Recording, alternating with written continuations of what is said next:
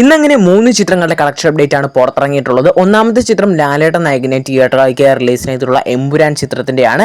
എമ്പുരാൻ ചിത്രം rest of ഇന്ത്യയിൽ നിന്ന് മാത്രം ഏകദേശം 19 കോടി രൂപ സ്വന്തമാക്കിയിരിക്കുകയാണ്. വേൾഡ് വൈഡ് കളക്ഷൻ നോക്കുമ്പോൾ ഏകദേശം 135 കോടി രൂപ സ്വന്തമാക്കിയിരിക്കുകയാണ്.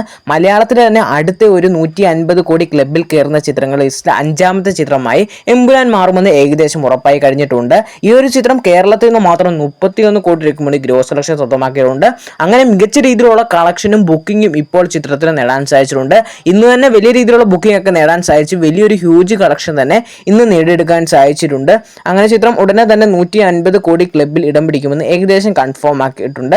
രണ്ടാമത്തെ ചിത്രമാണ് വിക്രം നായകനെ തിയേറ്ററിലേക്ക് റിലീസിനെത്തുള്ള ഏറ്റവും പുതിയ ചിത്രമായ വീര ധീര സൂര എന്ന ചിത്രം പാർട്ട് 2 എന്ന ചിത്രം. ചിത്രത്തിന് ആദ്യ ദിവസം 3 കോടി രൂപയ്ക്ക് അടുത്തോളം ഗ്രോസ് കളക്ഷൻ നേടാൻ സാധിച്ചിട്ടുണ്ടായിരുന്നു. രണ്ടാമത്തെ ദിവസം 3 കോടി രൂപയ്ക്ക് അടുത്ത് ഗ്രോസ് കളക്ഷൻ നേടാൻ സാധിച്ചിട്ടുണ്ടായിരുന്നു.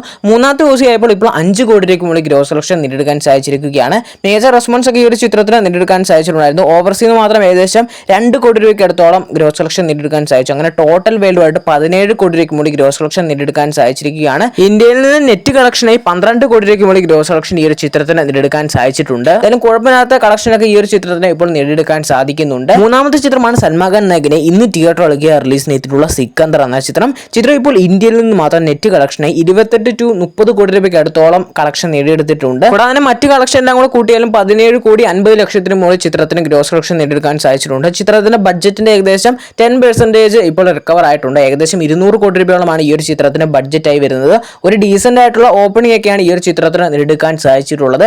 വരുന്ന ദിവസത്തെ കളക്ഷൻ നല്ല രീതിയിലാണെങ്കിൽ ഈ ഒരു ചിത്രത്തിന് തിയേറ്ററിൽ വലിയൊരു ബ്ലോക്ക് ബസ്റ്റർ വിജയം തന്നെ നേടിയെടുക്കാൻ സാധിക്കും. ഏതായാലും ചിത്രങ്ങളുടെയൊക്കെ സിനിമ ബോക്സ് ഓഫീസ് കളക്ഷൻ അപ്ഡേറ്റുകൾക്കായി കാത്തിരിക്കുക.